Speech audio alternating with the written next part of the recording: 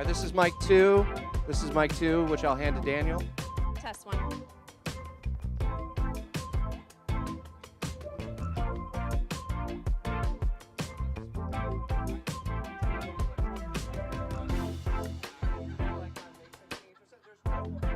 On May 15th, you could do that.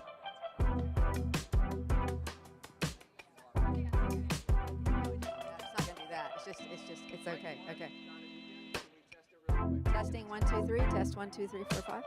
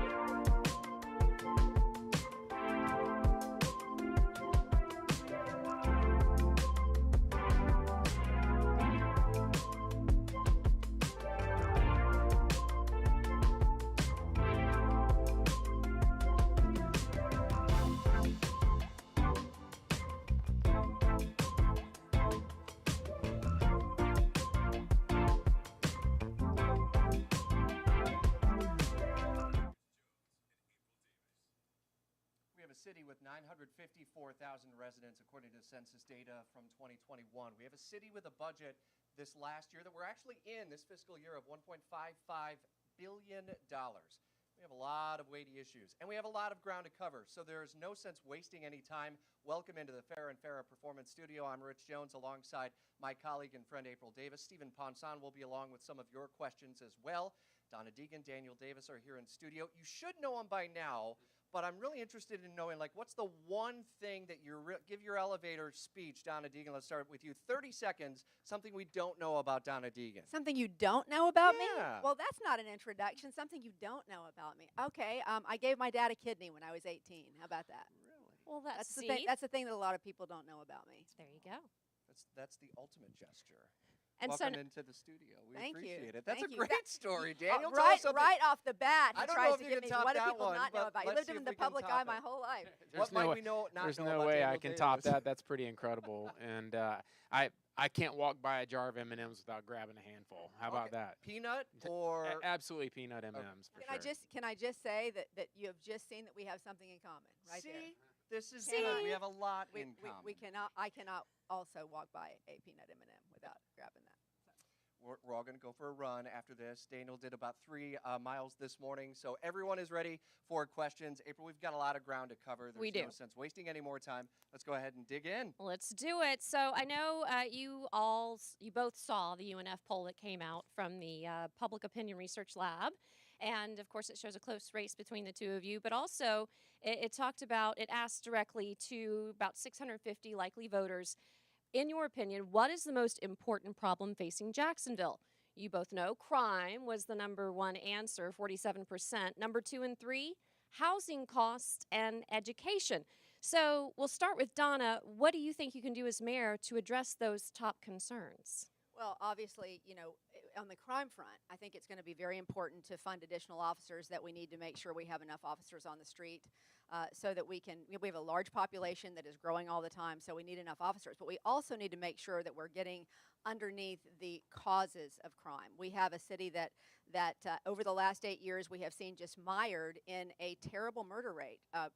4 times per capita that of New York City. So we have to do more than just put more officers on the streets. We need to make sure that we're investing in intervention and prevention programs. We need to make sure in terms of education that we are investing in literacy programs, because what we know from research is that if a child does not have a literacy by 3rd grade, that very likely they're going to be involved in crime. In fact, 70% of people in our jails are people who have a literacy issue. So education is incredibly important. And of course, 47% of people said crime, 53% said other things like affordable housing. We've got a big affordable housing issue in this city, which is not the same thing as workforce housing, by the way. So we got to make sure that we're tackling those problems as well. And just for people listening and watching on Facebook or watching on YouTube, this is a forum. This is not a debate. We don't have time limits. We want to have a free and open discussion. So same question to you, Daniel Davis. We are asking about the poll that we just talked about, the top concerns for Jacksonville voters: crime, housing costs, education. What would you do as mayor? Sure. And Rich and April, thank you so much for having us today. Starting the day off right. And all the listeners out there driving to work, I'm honored to be here. I think Jacksonville got it right in the poll. Everybody is concerned about crime. I've literally stood on thousands of front doors talking to citizens about what's most important to them. And crime comes out more than anything else. But we also know that there are real citizens that are struggling to make ends meet on a monthly basis. And we have to think about how we, as the city, can make sure their costs are lower. When I was on the Jacksonville City Council, I led the charge to bring about 100 new police officers to the streets and put them in the highest crime areas. But we also focused on prevention and intervention methods with the Jacksonville Journey, where we were able to bring the community into City Hall and talk to the city leaders about what they were seeing in the streets. But we also focused on bringing the city leaders out into the community, and crime went down. And you can't argue with that. The numbers are the numbers, and we were able to put the bad guys in jail and keep them there. And we were able to help folks that were prisoners in their own homes be able to take over their neighborhood again. And that's something I'm going to do as your next mayor. I'm going to add 200 new police officers to the street, but that doesn't mean just enforcement. I think enforcement's critically important. It's a triage situation of we have to get men and women in blue in the highest crime areas, but we also need to focus on how we keep children out of the criminal justice system, and that's what we're going to focus on. You as seem well. to both agree on the Jacksonville Well- journey and some of the elements of it. How far are you both willing to go with bringing back some of those programs? And then where does the money come from in your budget for it? Listen, while Daniel was on the council, we let go of the Jacksonville journey. I mean, that's the unfortunate part. Why did we let it go? Why did we stop funding it?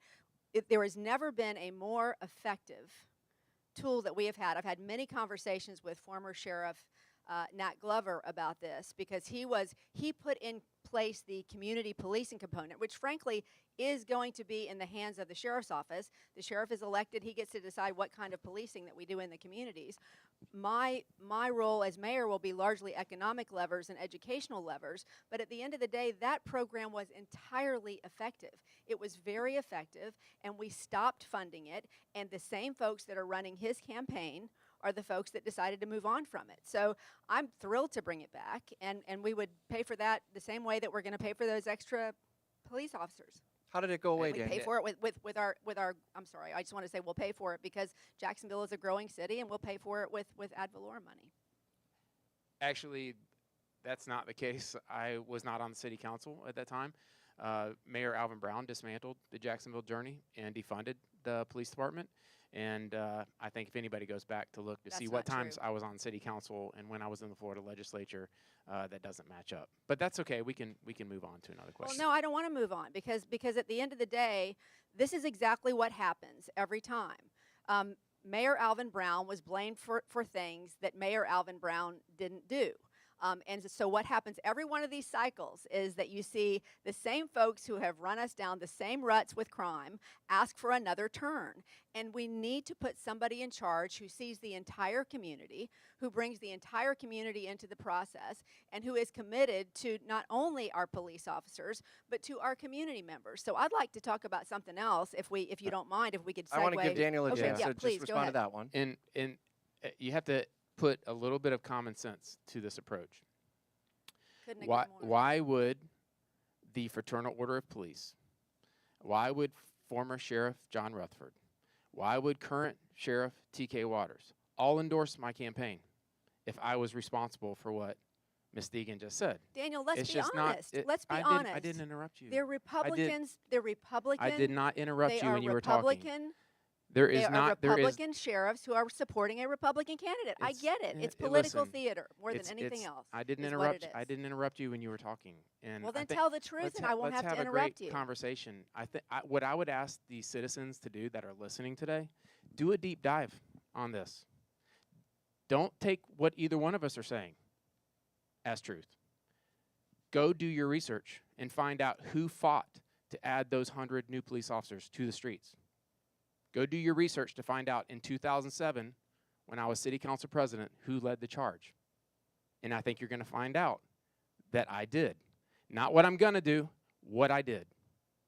And you can judge me on my past, knowing that when I tell you I'm going to add 200 new police officers to the streets in the future, you can look back and see what I already did. Let's move on to the cost of a Jacksonville Journey style return. At the time, it was about $30 million. We'll start with you, Danny. If you do see some elements of it that you want to come back with, do you have a plan? How much does it look like, and where does that money come from? And the same question would go to Donna Deegan. Sure. I think that there is great opportunity in the city budget. I was finance chair of the Jacksonville City Finance Committee twice when I was on the Jacksonville City Council. City Council president, youngest city council president in Jacksonville history. And so I have an in-depth knowledge of how the budget works. And I understand there are all sorts of ways that we can fund this priority, if you make it a priority. And I know where the opportunities are to find the dollars to make sure we fund this. It takes about $100,000 per police officer to add to the street. So whenever you think about somebody appropriating, $10 million, you have to think about that in the mindset of, do we really want to spend this money here, or could we add 100 new police officers to the street? And what we're going to do immediately is to dissect the budget, understand the areas of where we can spend money and where we can have restraint. And I am going to have a smaller government. I'm going to have a more government focused on public safety. I'm going to have a government focused on making sure that your livelihood is more affordable and your neighborhood's more affordable. And because of the experience I have, we'll be able to make sure we find every bit of that dollar concept and make sure that we add it to the streets. Donna Deegan, with a reboot of some form of Jacksonville Journey, and maybe a lingering question might be, do we rebrand it in terms of the community approach and expectation and explanation to the community? How much does it look like? Where do you come with the money for these intervention and prevention programs? Well, listen, there is some grant money that we can bring down too that we've left on the table for some of these things. You can't do that for personnel, but you can do it for some things like training. You can do it for equipment. So there's other monies that we can bring into this equation. But I got to go back to what he was saying about who is responsible for this. I went back and looked at the last two mayoral debates where the Republican sheriff endorsed the Republican candidate for mayor, because this is how it works. They all have the same political consultant. And so they're asking us to believe that this same system where we focus singularly on one thing is going to make us safer. And the truth is, what's going to make us safer is better communication between our people and our police, better education, better literacy programs, better intervention and prevention programs, and better training for our police officers. So I'm sorry, but the argument just doesn't hold water. The same folks have been given the same opportunity year after year after year. The same people who will run the city under Daniel Davis are running it now. So if you want the same thing we've had, then keep doing the same thing. I know you recently had a debate with UNF and Action News Jax, our partners over at Action News Jax. And Daniel, you had said under the Sheriff Waters that crime is down, and but the number of murders year to date is starting to get on pace with last year. It ended last year with 162 homicides. So is there any acceptable number in that case? And what other crime stats are you using to feel that maybe crime will go down in Jacksonville?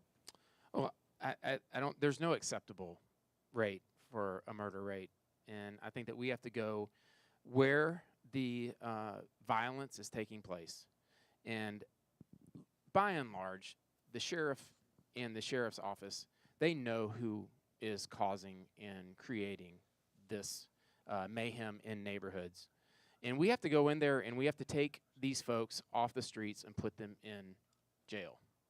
When we do that, crime goes down.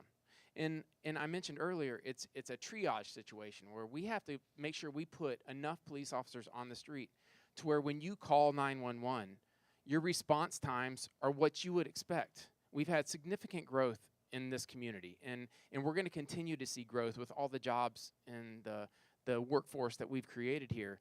We have to keep pace with the amount of officers that we have on the streets, because it's not fair for people to call and not get a response in a timely manner. And so that's one of the most important things. And I have to tell you, too, I mentioned the other night, there are good, God-fearing people in these neighborhoods that are prisoners in their own homes because bullies are running the streets. On my ride-alongs with the sheriff's office, I've seen it firsthand, and it's not okay. And I would tell you, out of the beach or in Mandarin or in other locations, it's generally a safe place to live. There is crime, but it's not anything like some of the pockets that we have in this community that we really have to focus on and make sure that we're adding new jobs to these communities, that we have the proper infrastructure to where if we bring a manufacturer in, they can at least flush the toilets at their new facility. And that's something as mayor I'm going to focus on. Not leaving any of the communities behind, making sure that everybody feels safe, but everybody has an opportunity for a job and to be able to put food on the table for their families. Well, he talks about not wanting to leave any of the neighborhoods behind, but the truth is, again, under this same leadership that we have had for the past 8 years, the same neighborhoods that have been promised and promised and promised sidewalks and drainage that works and streets and the infrastructure that does keep neighborhoods safe and makes them more resilient. They've been neglected over and over again. You want to know why a lot of folks don't turn out to vote? It's because they have not had a voice in their government. It's because the same people over and over again promise them, oh, this time is going to be different. I'm going to bring in your neighborhood this time. I'm going to make sure you have those economic opportunities. I'm going to make sure you have that drainage. I met with a bunch of Northside business folks the other day who basically said, you know what? We're trying so hard to keep our heads above water over here. Nobody cares about us. The bottom line is if we're sitting in our business in the dark, underwater, on a street that doesn't get anywhere, it just doesn't do us any good. So the promises are empty when you keep doing the same. You're saying the same stuff that we've heard for the last 8 years. We need change. But if we're on pace, Donna, with 162 homicides, what would be an acceptable number? What would be an acceptable number after a first year of your administration? If we're on pace for 162, realistically, what does that look like in Jacksonville? Rich, there are no acceptable homicides, of course. But imagine if we had kept the Jacksonville journey in place. That one thing, that the combination of community policing, such an important piece, of literacy, of food deserts, of the other issues, if we had kept that focus on that very area that is such a hotbed for murders, if we had imagine the lives we could have saved. So it is very, very important that we focus on this, not to the exclusion of everything else in the city, because we have other issues we have to deal with, but these are important issues. And as in a Donna Deegan administration, we can both walk and chew gum at the same time. We will support our police officers.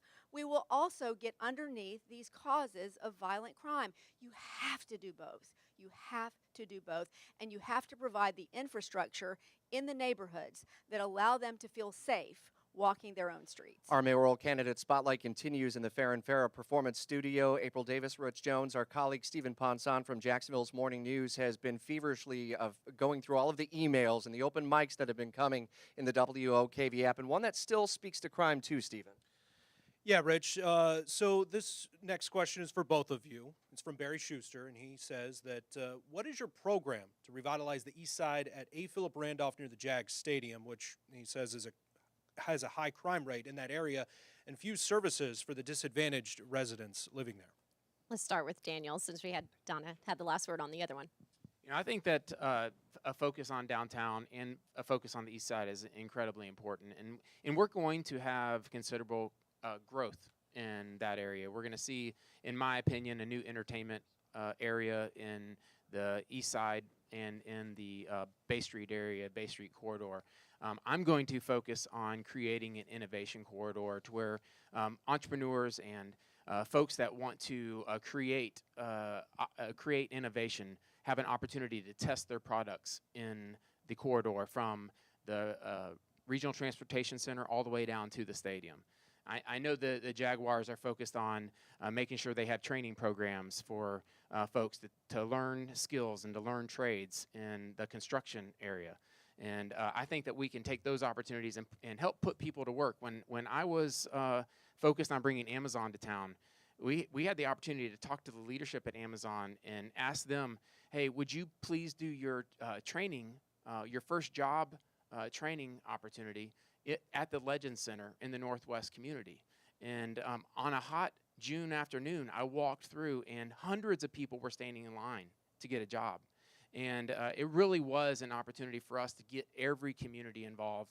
I'm very proud of that, working with JTA to make sure folks had transportation back and forth to their job.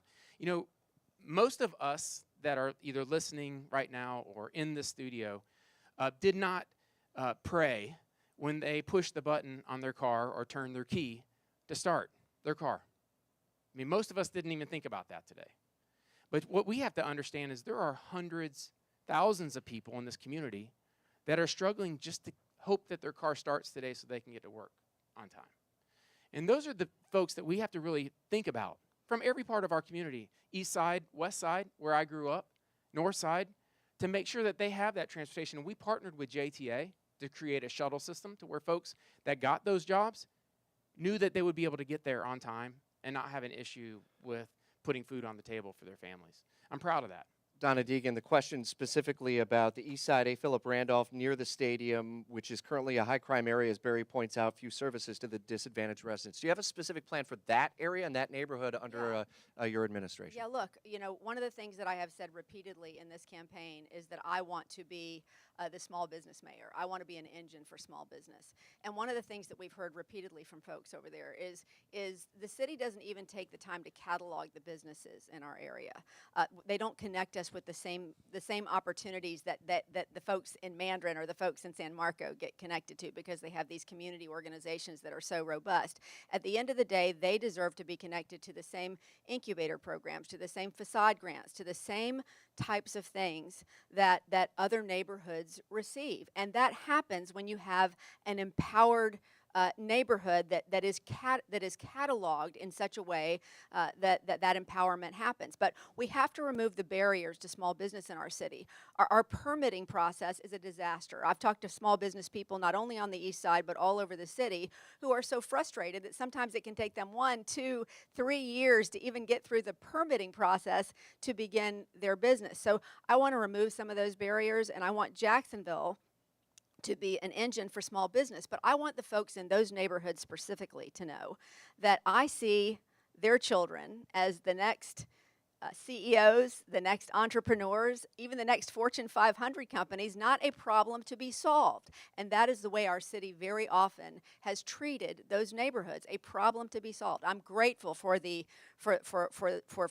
places like people like Lyft who are doing work in that region. I'm so happy that Shad Khan has decided to invest some on the east side. That's all great stuff. That needs to continue, but those folks deserve the same sort of attention as folks in other parts of our city deserve. We have a lot more ground to cover about neighborhoods and about downtown investment as well as our conversation continues with mayoral candidates Daniel Davis, Donna Deegan in the Fair and Farrah Performance Studio. We'll pause for a moment here on 104.5 WOKV.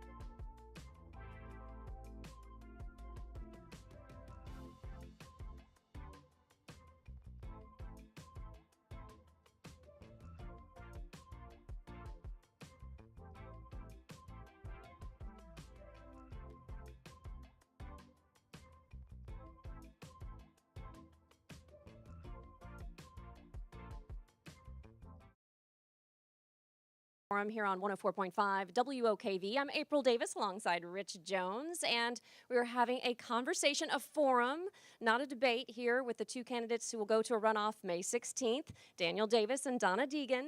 And we have another viewer question we wanted to throw your way. Yeah, that'll come in is we want to just make sure that we remind both of you and everyone out in the community, early voting in person begins on Monday, May 1st, 6 days from today. Turnout overall with mail-in ballots that have been returned to the Duval County Supervisor of Elections as of early this morning when I looked at about 4%. There are over 650,000 registered voters in Duval County. The last contested mayoral general election in May in 2015 saw a turnout at about 37%. For both candidates, here's your opportunity, and over the next 40-plus minutes, hopefully, an opportunity to bring someone off the sidelines to get involved in the process, no matter who you support. Stephen Ponson has been intercepting a lot of the questions that have come in via email and also open mic. Stephen, what do we got? This next question comes in from J.S. Totman, who emailed that we desperately need a new Matthews Bridge, which goes all the way to Union and State Street into downtown from the Arlington area, as you know. So what is your plan to address this? And I'll just pick, this is random, audience. This is random. If you're listening, you're watching on Facebook, or you're watching on YouTube on WOKV's page. Let's start with Donna Deegan. Well, listen, we desperately need a whole lot of infrastructure in this city. You know, we talk about this a lot, but we have a city that is blessed by being on the river, on the ocean, on a number of creeks that are large enough to be called rivers in some areas. And yet, for so many years, we have kicked the can down the road on the infrastructure that we desperately need. The Matthews Bridge is in desperate need, but it's not the only one. We have bridges all over this city that are literally falling into the water, and we have to make sure. I remember before we actually fixed the Fuller Warren Bridge, the pilings didn't even hit the riverbed anymore. I mean, we've got to be more intentional, especially given what we are seeing coming with our rising seas and the extreme heat and all those things that we're going to have to be dealing with climate. It's going to be a priority for my administration. In fact, I have a 3-pillared plan to move us forward in this city, and the number one pillar in that plan is infrastructure. So I've spoken about this before, but one of the things that we have done, we decided about 20 years ago, and I don't really know why, to stop going after federal funds and state funds to fund a lot of these things. Right now there's a great deal of infrastructure money that is available to bring down to deal with issues like the Matthews Bridge. Great deal of money that we could be going after, and so often we just don't, either because we don't have a strategic plan that is robust enough to justify that, or because we simply have a mentality that we don't want to go get those tax dollars back. Now, some of those federal grants may have too many strings attached and we don't want them, but some really don't, and we need to make sure that we're going after that money. I've spoken with folks who are involved in all manner of infrastructure with this city, and they've said to me, Donna, it literally is in the hundreds of millions of dollars that we leave on the table, and that will be one of the first priorities I have is let's go get our money back. Daniel Davis, can you see a change, a need for infrastructure improvements around the Matthews Bridge specifically? Of course, and I would tell you, I'd have to talk to the DOT about the capacity and the need for a new Matthews Bridge, but that's something that we would always be open to the experts and the engineers on an issue like that. And one point I would like to make, and I mentioned it a little bit earlier, I had the opportunity to serve 4 years in the Florida legislature, and the relationships you create when you're in Tallahassee, understanding how important the nexus between the city of Jacksonville and our state capital is, especially for infrastructure funding. And the next 4 Senate presidents I entered into the Florida House with, and they're dear friends of mine. The next 4 speakers of the House many are closely connected to Northeast Florida. And there is a time that we are going to have in Northeast Florida where if we plan properly and we know what our requests are, and we as a community go to Tallahassee and ask for the appropriate infrastructure dollars, we're going to have a unique opportunity to land our lion's share of infrastructure improvements in this community. And we've been successful in the past. And so I'm looking forward to that opportunity. And the listener out there, when you're considering who your next CEO of this city is going to be, understand that it's important that your next CEO has incredible relationships with the folks that actually decide where those infrastructure dollars are going to go. And I'm very, very close to the folks in the Senate and in the House. So basically what Daniel is telling you is that it has to be the same old establishment folks that we have had here in government for the last 20 years that have left us in the same ruts that we've been in. I just have to keep coming back to that. I have wonderful relationships with members of our Duval delegation. And just to be clear, we both have been CEOs of nonprofit organizations, okay? And the job in my mind of a CEO, which I think our views of what a CEO does may be a little bit different. To me, the best CEOs are people who can vision forward, who can build the team, put the right people on the bus to bring that vision in for a landing, and who have the communication skills to be able to bring the people in and to bring that vision to fruition. And I absolutely have always done that. I have a lot of experience doing that, and I will do that as your next mayor. There is absolutely nothing he has in terms of relationship with people in Tallahassee that would make him any more likely to be able to bring that in than I would. I have great relationships on that front too. Daniel? I don't know if she understands how the Florida Capitol works. Well, I covered it for 40 years, so I guess mean, I do. there's no teleprompters in the state or And city hall. I don't use them when I'm covering I would tell the you legislature. this. The leadership in the Florida legislature, when you have supermajorities in the Florida House and in the Florida Senate, it's critically important that you have the right relationships with the folks that actually decide how you spend the money, not the folks that are sitting on the back benches. I hope the city of Jacksonville understands that importance, and there's a unique difference. There's nothing wrong with creating good relationships. I've spent 26 years creating relationships not only in Jacksonville, but in Tallahassee, and it's incredibly important for us to see our biggest advantage would be the folks that we can contact in Tallahassee to make sure we bring those infrastructure dollars home. I want you to pay attention basically to what he just said about the supermajority in the state legislature. I think we have seen the perils of having a super majority of any one party in government, and we've certainly seen that locally as well. Over the past 8 years, we've basically been a super majority of one party. And I've got to tell you, from my perspective, that is a weakness. If he is truly going to be a mayor for everybody, like I have said, I want to bring everybody in. I will have Democrats, Republicans, and independents in my administration, because if we do not start bringing everybody in, we cannot move this city forward. I'll use my veto pen if I have to stop these same sweetheart deals and these same good old boy deals, these same crony deals that he is so famous for. That we cannot any longer have in this city. So it's not, look, you can't, please do not be held hostage by the false argument that if he's buddies with the guys in Tallahassee that have been running this state and the folks in this city, look, we got to have a change. 68% of folks out there say they want change, and they want change because we've had one party that has been, frankly, doing a lot of back dealing, the same party that tried to steal our JEA. We got to have other voices in the room aside from just the one supermajority. And I would tell you, look at where everyone in this country is moving to.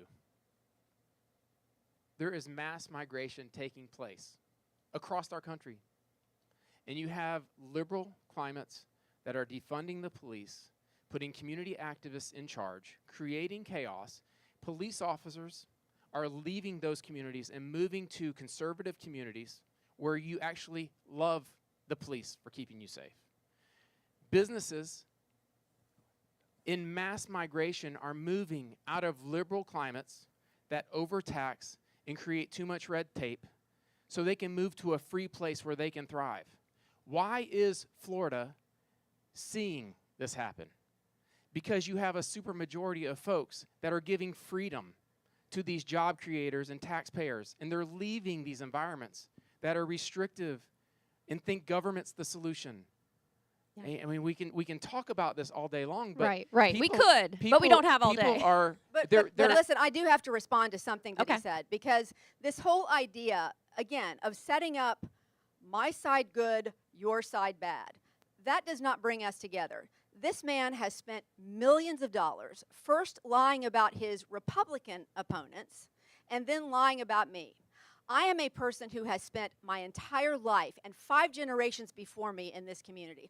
I love our police officers just like I love our community members. I've been to more murder scenes and been on more ride-alongs than you will ever go on in your entire life. I know what a dangerous job it is to police. But at the end of the day, you know what we also have a commitment to? To accountability to our community. Anybody who gets taxpayer dollars in this city should be held accountable. And for him to go on television and say things about me that are not true, like the fact that just because I have said we should have a look at a citizen review board, there are 11 cities in this state that have citizen review boards. And you know what? Let me finish this. In 2017, the state Supreme Court said you cannot have a citizen review board that has any sort of authority over police. Yet he continues to run an ad lying, saying that I am trying to take charge of the police. No, I'm not. I'm simply trying to give our citizens a voice. And in the communities where that has happened, there has been a 15% reduction in arrests of black citizens, and there has been an increased trust with police. What we're trying to do here is have a safer community. So stop with the stale rhetoric and the talking points and the lies and tell people the truth. Your way hasn't worked. Stop trying to scare people into submission, Daniel. Let's try to bring some unity to this community and stop telling people that one side is good and one side is bad. So, All I would tell you is they're your words. They're your words. You're the one that's running the ads. Can you just take you responsibility for say- the ads you're you running? say that you want to hold the police officers accountable. I want to hold As- everybody accountable.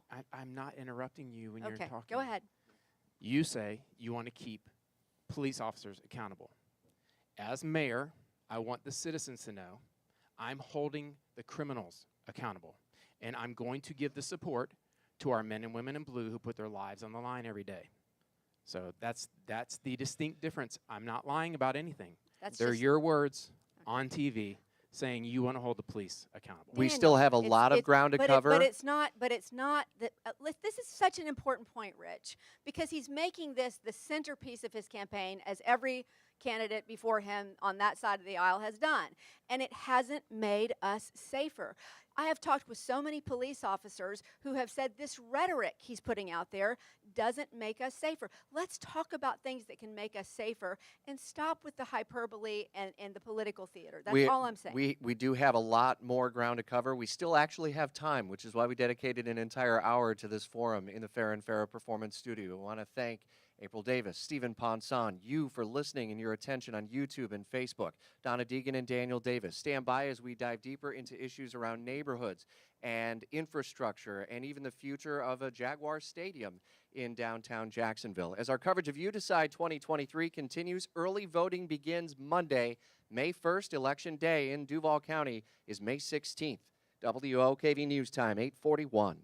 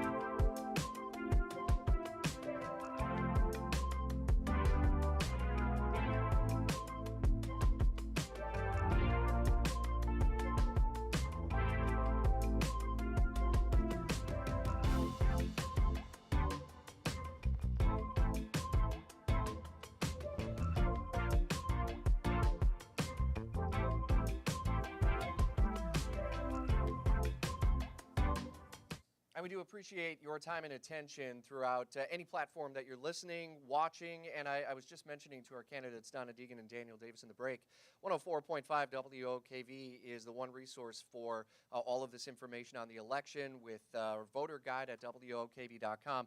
But April, Cox Media Group is 8 radio stations and 2 TV stations here in Northeast Florida, CBS 47 and Fox 30 Action News Jack. So we're trying to, and that's why we wanted to bring both candidates in for a forum to cover as much ground as we can on the issues that matter most in Northeast Florida and specifically in the city of Jacksonville. That's right. We got you covered here with with every demographic listening. So we're excited to have both candidates here. The runoff will be May 16th. So we want to give them one last chance to be together and have a conversation before you head to the polls. So let's get started with some discussion about the Jaguars. Go Jags! They had a great season, but of course we want them to stay here. So we want to talk about a stadium lease. And so Daniel, you said in last week's debate with UNF and Action News Jax that the process would be public and transparent. Do you plan to hold public meetings, have community representatives in those negotiations? And if you push for transparency, would you be open to news coverage? Absolutely. I think that that's incredibly important, and I think that we have to make sure that we have a transparent conversation about what are the next steps with the stadium. One good thing about the stadium is we've had engineers look at the bones and the infrastructure of the stadium, and we have seen that the stadium's bones are good. So we wouldn't have to tear down the entire facility. We could renovate, and it would save about $600 million. My estimates in the conversations that I've had as we go into this conversation. And I think it's critically important that the citizens understand everything about it. Man, this last year was incredibly fun to cheer the Jags on. I mean, I think Don and I agree. We love the Jags. I mean, that's super important, and it's important for Jacksonville. We're one of 32 cities that have NFL team, and that's incredible. And we have to do everything we can to make sure that we come up with a long-term lease to move the Jaguars here for the long term, and just discontinue the conversation about the Jags possibly moving. But what I would say as well is we have to make sure that when we're negotiating this long-term deal, that we negotiate on behalf of the citizens, and that's what I'm going to do. And I've said that time and time again, that when I go into the negotiation table, I'm going to make sure we have a fair and transparent long-term deal with the Jags. It's going to be open conversation with the community, and it's going to be something that the citizens can be a part of and can participate in. And then the other thing I would tell you is everybody has to have skin in the game on this issue. We can't give away the store. And there's a point where you say, listen, this is a no deal for the citizens of Jacksonville. I don't think we're going to get there, but we have to have that open conversation, and I look forward to that process. Donna, before the March 1st election, you had told us on the same stage in the Fair and Fair Performance Studio, cha-ching, that you wouldn't negotiate a lease extension here. You also said that on stage last week at the Action News Jax debate. You got to have a percentage. That's kind of like a red line for what taxpayers should expect to fund. While maybe not putting a dollar, is there a percentage? And I want to follow up with Daniel on that point as well. What's the percentage that taxpayers should expect to pay for stadium upgrades? You have to have some red line. Look, Rich, I'm going to say the same thing to you that I said then, and I'm sorry that that's not an acceptable answer to you, but I think it's important that you don't start negotiating these deals in front of these deals. I think what's going to be very important, and I said this at the debate the other night. We need to make sure that we are bringing in the best negotiators who are used to negotiating with the NFL on deals of this type. You know, Daniel can say that he wants to make sure that he's negotiating on behalf of the taxpayers, but he was ready to give away the Lot J deal that had basically no return on investment because he was so anxious to please the Jaguars. Look, I want the Jaguars to stay. I believe they will stay. I have had a meeting with Shad Khan recently where we talked extensively about this whole idea of investment in community and what all of that looks like. I think he wants to be a part of the renaissance of this city. I do believe that. And we have a lot of things that he could get involved in, just like he's getting involved in with the East Side. But in terms of this stadium negotiation, I do think that there's a lot of agreement in terms of there has to be skin in the game from everybody. There has to be some from the city. There has to be some from the NFL. There has to be some from Mr. Khan. But I think it would be irresponsible to stand here right now or sit here right now and to say to you, here's the percentage that's my red line. I don't think that's good negotiating practice, and I'll make sure we put the best negotiators in the room to make sure that we get the best deal for the citizens of Jacksonville. What we have seen over the past 8 years is a willingness to open the wallet and say, take whatever you want. And the truth is, I'm going to say it again because people need to know, the very same people that are leading Lenny Curry's administration are leading his administration. So if you feel like this administration has been your voice, if you feel like it's working for you, he's your guy. Daniel, is there a number, not- is there a yeah. percentage that you're willing to say, commit to right now that No. this would be too far No, for you taxpayers? you don't show your hand before you step up to negotiate. That we're not doing that. There is a point where you say, no, this is a no deal. That's something that we as a community have to come to grips with. And I would tell you this, I'm not going to bring in negotiators from outside of Jacksonville to negotiate. You are hiring me to be your next CEO. I'm going to negotiate on your behalf. And if you look at some of these deals across the country, that I don't know what negotiators that Donna's talking about, but they're not great deals for the community. I'm going to focus on representing the taxpayers when I step up to the negotiation table, and I'm not going to say up front what I'm willing to do or what I'm willing to provide, because that's a bad negotiation tactic, and I'm not going to walk down that road. Okay, we're going to try to get this in before we have to wrap up here, and we'll have you have one final comment. But we want to talk about pensions, because Police and Fire Pension Fund actually topped $2.6 billion in October of 22, according to a draft analysis, and then pension debt jumped by more than $280 million, requiring the city to pay $171 million in the next budget. So where will you find money without raising taxes to pay for this? We'll start with Donna. So you're asking me about, I'm sorry, I'm confused about the question. Are you asking about whether we're going to go back to a pension? Is that what you're asking about? Well, they new police and firefighters have a 401k style program. Right. So yes, what would be the pension plan Okay, for? so look, we got ourselves into this mess because we failed to invest in our pension. And that was, again, during the years that Daniel was on the city council. We failed to invest in the pension that we had. So what happened was when you fail to plan, you plan to fail, right? And so we come with this deal that because we desperately needed infrastructure. Look, we got to invest in infrastructure. Let's create this new plan. So, bottom line is, I don't believe long term it's going to be the answer for our city. I think if we want to retain the best talent for police and fire, and look, job number one for a mayor is the health and safety of the city. So what's going to happen if we continue down this path that we really, again, we created for ourselves with the same folks that are going to lead his organization. If we continue down that same path, we're going to lose police officers. We're going to lose firefighters because the retention will be a problem. So the question you asked is, how are we going to pay for it? So one of the things that we may have to look at is do we just create a situation where we put people in the FRS system, the Florida retirement system, going forward? The deal that we created before was with a certain number of police officers, right? We might have to look at doing it that way. But at some point, you can't kick the can down the road on this forever. There's going to be some pain involved. But I do think at the end of the day, we're going to have to go back, or at least look seriously at going back to a defined benefit. I don't have a timetable on that, but I think it's something we're going to have to look at if we want to retain the best and the brightest.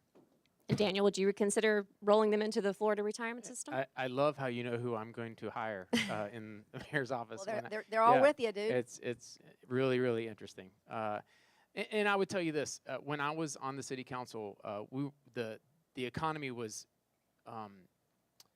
it was tanking, and Jacksonville was ground zero for the economic collapse. And I'm proud of the fact that we were able to bridge hundreds of millions of dollars during that time to make sure the unfunded liability of the city's pension, that our men and women in blue and our firefighters always had the dollars that they were promised. And I hear from police and fire on a regular basis about this idea of us training, recruiting the best, and then anecdotally we're seeing these candidates either go back to their hometowns or go to surrounding counties. And that's something we definitely have to look at as a community.